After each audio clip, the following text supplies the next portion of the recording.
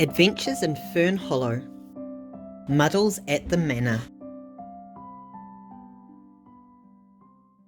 Blodger was the gardener at Trundleberry Manor, and he was usually very happy in his work, but today he was feeling sort of restless.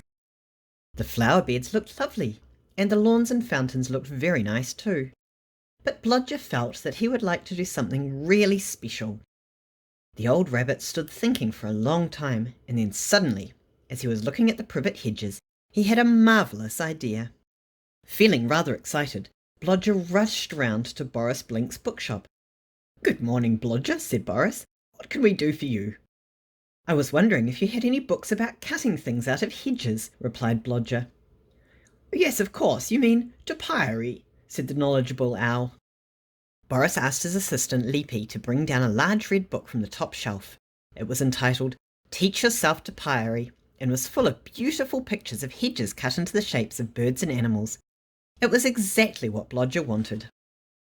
Blodger decided to try something simple first. It was a rabbit. It looked very nice in the book, and in fact turned out to be quite easy. Flushed with success, he produced a row of ducks, a soldier, and an elephant. Then he began working on a giant cockerel. Clip, clip, clip, went Blodger's shears. Clip, clip, clip. Then suddenly he lost his balance on the ladder. Clip went the shears again, and down fell the ladder, Blodger and the giant cockerel. Crash!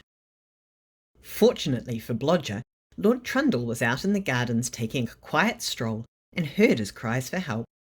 The poor old rabbit was half buried beneath the giant cockerel, and had broken a leg. Naturally, Lord Trundle took Blodger home and quickly telephoned for Dr. Bushy. The doctor put Blodger's leg into plaster, then gave him some very firm instructions. "Well, my dear chap," he said, "there'll be no more topiary for you for a while. You must stay right where you are until your leg gets better."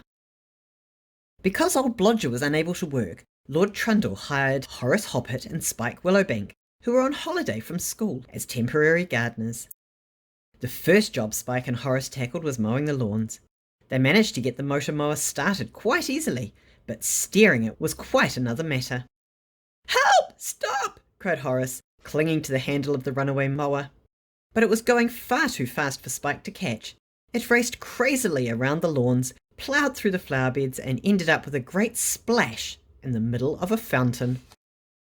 Lord Trundle was horrified by the damage which Spike and Horace had done, but he decided to give them a second chance. "You can make a little fire and burn the garden rubbish," he said. Now, a little fire would have been fine, but Spike and Horace thought it would be much quicker if they made a great big fire and burnt all the rubbish at once, and they built it right next to the potting shed. Well, as you might have guessed, the sparks from the fire set the potting shed ablaze. Lord Trundle lost no time in telephoning the fire brigade, who quickly arrived on the scene in their big red fire engine with the bell ringing loudly. "Stand back!" cried Mr. Bouncer, rushing forward with the fire hose. A great jet of water shot out of the hose. The fire hissed and spluttered and sent up great clouds of black smoke. It was a long battle, but at last the two brave firemen put out the blaze, and all that was left was a messy smouldering heap, which used to be the potting shed. Spike and Horace got a good telling off for their silliness, and everyone agreed that it would be a good idea if they didn't make any more bonfires, not even little ones. In fact, Lord Trundle made up his mind to do all the gardening at Trundleberry Manor himself until Blodger's leg was better. And very hard work it turned out to be indeed.